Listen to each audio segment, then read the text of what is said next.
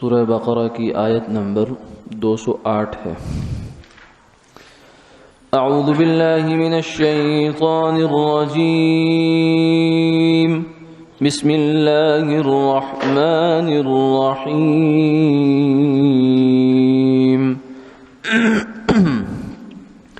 یا ایہا الذین آمنوا ادخلوا فی السلم کافہ ولا تتبعوا خطوات الشیطان انه لکم عدو مبین فإن زللتم من بعد ما جاءتكم البينات فاعلموا أن الله عزيز حكيم هل ينظرون إلا أن يأتيهم الله في ظلل من الغمام والملائكة وقضي الأمر وإلى الله ترجع الأمور۔ صدق اللہ العظیم۔ اے ایمان والو، اسلام میں پورے داخل ہو جاؤ اور غلط خیالات میں پڑھ کر شیطان کے قدم بقدم مت چلو، بلا شبہ وہ تمہارا کھلا ہوا دشمن ہے۔ پھر اگر تم اس کے بعد بھی واضح دلیل جب کہ آ چکی ہیں لغزش کرنے لگو، سیدھے راستے سے پھسلنے لگو، تو یقین رکھو کہ اللہ تعالیٰ بڑے زبردست ہیں، غالب ہیں، حکمت والے ہیں۔ یہ گمراہ لوگ صرف اس امر کے منتظر معلوم ہوتے ہیں کہ حق تعالیٰ اور فرشتے بادل کے سائبانوں میں ان کے پاس سزا دینے کے لیے آ جائیں اور سارا قصہ ہی نمٹ جائے، اور یہ سارے مقدمات اللہ تعالیٰ ہی کی طرف رجوع کیے جائیں گے۔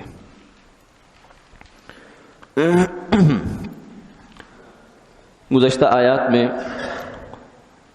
دو قسم کے لوگوں کا بیان ہوا تھا، ایک وہ جو منافق ہے، ظاہر میں مسلمان ہے مگر اندر کفر کے ستون ہیں، اور دوسرے مخلص مسلمانوں کا۔ اب یہاں ایک تیسرا گروہ زیر بحث ہے، جو مخلص ہے مگر کچھ غلطیوں کا شکار ہو گیا، کیونکہ غلطی آدمی کو بعض دفعہ پورے اخلاص کے ساتھ لگ جایا کرتی ہے۔ ضروری نہیں کہ آدمی مخلص ہو تو وہ راہ راست پر بھی ہو اور بالکل پورا ٹھیک بھی ہو۔ نادان دوست کی ایک مثال اور کردار ہمارے سامنے معروف ہے کہ کہتے ہیں کہ نادان دوست سے دانا دشمن بہتر ہوتا ہے، مطلب اس کے نادان دوست کے نقصان کی وجہ سے، حالانکہ وہ دوست ہوتا ہے، مخلص ہوتا ہے، خیر خواہ ہوتا ہے، ہمدرد ہوتا ہے، مگر اس کے باوجود وہ اسے ڈھنگ نہیں ہوتا اور وہ غلطی کہیں ایسی کر دیتا ہے کہ جہاں آدمی کو بہت بڑا نقصان اٹھانا پڑتا ہے۔ تو اس سے یہ معلوم ہوتا ہے کہ باوجود مخلص ہونے کے سمجھدار ہونا اور صحیح راستے پہ ہونا یہ ضروری ہے۔ اخلاص بھی مطلوب ہے، اخلاص نہیں ہوگا تو منافق ہوگا، اور اخلاص ہونے کے ساتھ ساتھ راہ راست کا علم ہونا اور اس راہ راست پر چلنا بھی ضروری ہے۔ تو یہاں ان آیات میں جو تذکرہ ہے وہ اس تیسری قسم کے لوگوں کا ہے۔ ہوا یہ تھا، ان آیات کا جو پس منظر ہے وہ یہ ہے کہ یہود کے اندر سے کچھ حضرات مسلمان ہوئے، عبداللہ بن سلام اور کچھ اور حضرات سے کہ جو مسلمان ہو گئے۔ پہلے یہود کے بڑے علماء میں سے تھے، اور یہودی جو مذہب ہے اس کے اندر اور بھی چیزیں تھیں مگر دو چیزیں بڑی نمایاں تھیں ان کے ہاں۔ ایک تو ہفتے کے دن کی تعظیم تھی، آج بھی یہودی تعظیم کرتے ہیں، ہفتے کا دن ان کے ہاں محترم ہے، اس دن میں وہ کوئی کام نہیں کرتے، کیونکہ وہ شروع سے ان پر وہ دن کام کرنا گویا کہ منع کر دیا گیا تھا۔ اسی دن وہ مچھلیوں والا قصہ بھی پیش آیا تھا۔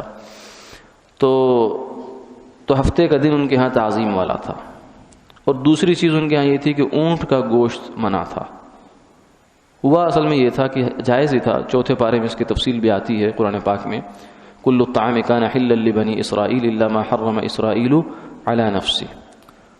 تو یعقوب علیہ السلام نے کوئی نظر مانی تھی کہ اگر یہ کام ہو گیا تو میں اونٹ کا گوشت نہیں کھاؤں گا.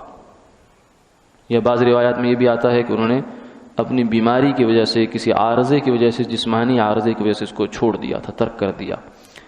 تو اس کے بعد یہود نے اس کو بطور ایک مذہبی حکم کے لے لیا. یہ دو بنیادی بڑے مسئلے تھے جو یہود کے مذہب میں موجود تھے، اور یہ ان کی گویا کہ ایک امتیازی علامت تھی.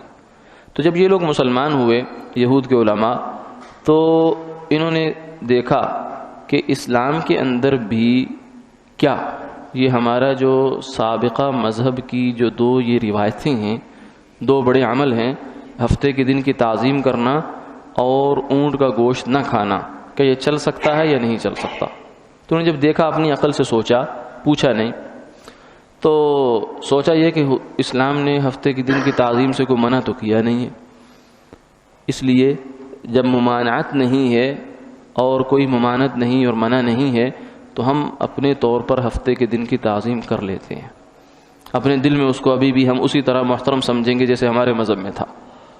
اور دوسری چیز یہ ہے کہ اونٹ کا گوشت اسلام نے فرض واجب تو کیا نہیں ہے کہ ضرور کھاؤ، جائز ہے، کوئی کھانا چاہے کھائے، نہیں کھانا چاہیے نہیں کھاتا، تو ہم اونٹ کا گوشت نہیں کھایا کریں گے. تو یہ دو کام انہوں نے تجویز کر لیے اپنے طور پر کہ یہ ہم کیا کریں گے. اور جب حضور صلی اللہ علیہ وسلم کو اس کی اطلاع ملی تو اللہ تعالیٰ نے قرآن پاک کی یہ آیات نازل فرمائی اور فرمایا کہ یا ایھا الذین آمنوا ادخلوا فی السلم کافہ، اے لوگوں جو ایمان لائے ہو اسلام میں پورے داخل ہو. یعنی غور کی اور توجہ طلب بات یہ ہے کہ یہ ان کی دو اخلاص پر مبنی کام تھے. جو غور توجہ طلب بات ہے وہ یہ ہے کہ دونوں کام انہوں نے کوئی شرارت کے طور پر نہیں کیے، نہ ہی کوئی نافرمانی کے قصد سے کیے ہیں کہ ہم نافرمانی کرنا چاہ رہے ہیں اللہ اور اللہ کے رسول کی، بلکہ انہوں نے سوچا کہ ہم خرما و ہم ثواب، کہ دونوں مذاہب پر عمل کا ہمیں ثواب مل جائے گا، اسلام کے اوپر بھی اور پچھلے جو سابقہ یہودیت کے مذہب کی جو چیزیں ہیں وہ بھی برحال رہیں گی، باقی رہیں گی. انہوں نے اس خیال سے اپنے خیال میں بہت اچھی سوچ سوچی، یعنی اخلاص تھا اور اس کے اپنی فہم کے لحاظ سے اچھا فیصلہ کیا. لیکن اسلام اللہ تعالیٰ کو یہ فیصلہ قطعاً ان کا پسند نہیں آیا، گوارا نہیں ہوا. فوراً قرآن پاک کی آیت نازل ہوئی کہ نہیں، یہ جو تمہارا فیصلہ ہے یہ اسلام کے اندر پورا داخل ہونا نہیں ہے. اسلام کے اندر پورا داخل ہو، اور بلکہ یہ کیا ہے، یہ دراصل شیطان کے قدموں پر قدم رکھنا ہے. عجیب بات ہے کہ انہوں نے تو ایک اچھا کام کیا ہے، اچھی سوچ سے کیا ہے، لیکن اللہ تعالیٰ اسے کہتے ہیں کہ شیطان کے قدموں پر قدم رکھنا ہے اور وہ تمہیں اس کے راستے سے بہت دور تک لے جائے گا. تو وجہ کیا ہے؟ وجہ یہ ہے کہ یہ جو اپنے پاس سے، کیونکہ ہم کہتے ہیں کہ دین مکمل ہے، ہم مسلمان فخر سے کہتے ہیں دین مکمل ہے، الحمدللہ مکمل ہے، الیوم اکملت لکم دینکم واتممت علیکم نعمتی ورضیت لکم الاسلام دینا. اللہ نے دین کو مکمل کر دیا ہے، آخری دین ہے. تو اس کے مکمل ہونے کا مطلب کیا ہے؟ مکمل ہونے کا مطلب یہ ہے کہ دین کے اندر جو چیز فرض ہونی تھی ہو گئی، جو چیز واجب ہونی تھی ہو گئی، جو چیز سنت ہونی تھی ہو گئی، جو چیز مستحب ہونی تھی ہو گئی، جو چیز مباح ہونی تھی ہو گئی، مکروہ ہونی تھی ہو گئی، حرام مکروہ تحریمی ہونی تھی ہو گئی، حرام ہونی تھی ہو گئی. یعنی جو احکامات اس کے اندر جس سٹیٹس کے ساتھ آنے تھے وہ آ گئے. اور یہ منصب ہے اللہ تعالیٰ کا، اور ان کی نیابت میں اس کا اظہار کرتے ہیں نبی. یعنی کسی بھی چیز کی حرام ہونے کا، حلال ہونے کا، یا کسی بھی چیز کے باعث ثواب ہونے کا، باعث گناہ ہونے کا فیصلہ وہ نبی نے کرنا ہوتا ہے. یہ شریعت ہوتی ہے، یہ شریعت کا دائرہ اختیار ہے. کسی انسان کو نبی کے بعد، نبی کے علاوہ اس چیز کا اختیار نہیں ہے کہ وہ اپنے پاس سے کسی بھی حکم کا سٹیٹس چینج کرے، تبدیل کرے، اس میں کمی کرے، اضافہ کرے. تو گویا کہ یوں سمجھیے کہ دین کمن بھی مکمل ہے، کیفن بھی مکمل ہے، یعنی مقدار سائز کے لحاظ سے بھی، کوانٹٹی کے لحاظ سے بھی مکمل ہے اور کوالٹی کے لحاظ سے بھی مکمل ہے۔ یعنی 4 رکعتیں اگر ظہر کی ہیں تو وہ 4 ہیں، 5 نہیں ہیں، اور ان 4 رکعتوں کی جو حیثیت ہے، ایک آدمی مثلا رکھتے تو 4 ہی پڑھتا ہے ظہر کی، لیکن ان کی حیثیت وہ اپنے ذہن میں چینج کر دیتا ہے، وہ فرض کو مستحب کر دیتا ہے اور سنت کو فرض کر دیتا ہے، یا نفل کو سنت کر دیتا ہے، یا نفل کو واجب کر دیتا ہے، تو یہ بھی اپنے پاس سے دین میں ایک اضافہ کر رہا ہے، کیونکہ دین کے اندر جیسے ظاہراً اضافہ کرنا یا کمی کرنا یہ کسی بھی غیر نبی کو اختیار نہیں ہے، اسی طریقے سے دین کے کسی حکم کا درجہ بدلنا، اس کا سٹیٹس چینج کرنا، یہ بھی کسی غیر نبی کو اختیار نہیں ہے۔ یہ جو درجہ بدلنا ہوتا ہے اور حکموں کی درجہ بندی کرنا، یہ صرف نبی کا کام ہے۔ تو کسی کام کو جو ہے وہ اگر آدمی یہ کام کرتا ہے تو وہ گویا کہ در پردہ، چاہے اسے پتہ نہیں ہے، وہ بڑی اخلاص کے ساتھ کام کر رہا ہے، لیکن در پردہ وہ نبوت کا منصب اپنے ہاتھ میں لیتا ہے کہ حلال حرام کرنے کا جو اختیار ہے نبی کو وہ میرے پاس بھی ہے۔ یعنی حضور نے تو ایک چیز کو فرض نہیں قرار دیا، یہ کہتا فرض ہے، تو بھئی ان کو زیادہ پتہ تھا یا آپ کو زیادہ پتہ ہے؟ حضور نے ایک چیز کو فرض قرار دیا، کہتے نہیں فرض نہیں ہے، یہ کم بھی ہو سکتا ہے۔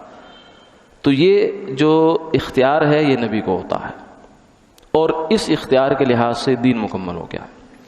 اب کوئی بندہ اگر یہ اختیار اپنے پاس استعمال کرتا ہے تو بہت بڑی غلطی کرتا ہے، بہت بڑی، اور اسی کو شریعت کی اصطلاح میں بدعت کہتے ہیں۔ بدعت کے بارے میں شریعت بہت سنگین لیا گیا اس کو، فَإِنَّ كُلَّ بِدْعَةٍ ضَلَالَةٍ وَكُلُّ ضَلَالَةٍ فِي النَّارِ، فرمایا کہ ہر بدعت جو ہے یہ گمراہی ہے، اور ہر گمراہی جنت میں نہیں جاتی، جہنم میں لے کے جاتی انسان کو۔ ایک حدیث پاک میں یہ بھی آتا ہے کہ جس قوم کے اندر بدعت رواج پا جاتی ہے، اس قوم سے اللہ اس بدعت کے مقابلے میں ایک سنت اٹھا لیتے ہیں۔ سنت نوری نور ہے، برکت ہی برکت ہے، رحمت ہی رحمت ہے، اور بدعت یہ ظلمت ہی ظلمت ہے، گمراہی ہی گمراہی ہے، اندھیرا ہی اندھیرا ہے، اور تاریکی ہی تاریکی ہے۔ تو اللہ تعالیٰ جب ایک بدعت رواج پاتی ہے تو ایک سنت اٹھ جاتی ہے، اس کی برکات ختم ہو جاتی ہیں۔ حضرت مجدد الفسانی شیخ احمد سرہندی رحمہ اللہ تعالیٰ بہت بڑے اللہ والے ہوئے ہمارے ہاں، انہوں نے بہت، ان کا بڑا کام ہے تجدید دین کا۔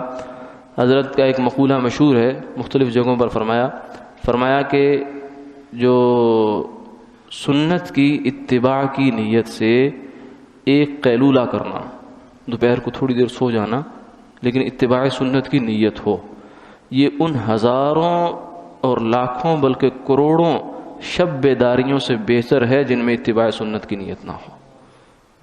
یعنی سنت سے ہٹ کر آدمی کروڑوں راتیں جاگے، اس کا کوئی وزن نہیں ہے، بلکہ وہ مائنس میں جا رہا ہے، الٹا پڑ رہا ہے، انسان کے گلے پڑ رہا ہے، اس کو ملنا کیا ہے اس پر تو الٹا اس کا میٹر دوسری طرف چلنا شروع ہو جاتا ہے۔ اور اگر سنت کی اتباع کی نیت سے ایک قیلولہ ہے، اپنی طبی ضرورت پوری کرنی، لیکن نیت اس میں سنت کی ہے، تو یہ بڑھ جاتا ہے ان سے۔ تو اس لیے شریعت نے سنت اور بدعت کے فرق کو بہت حساس بنیادوں پر لیا ہے۔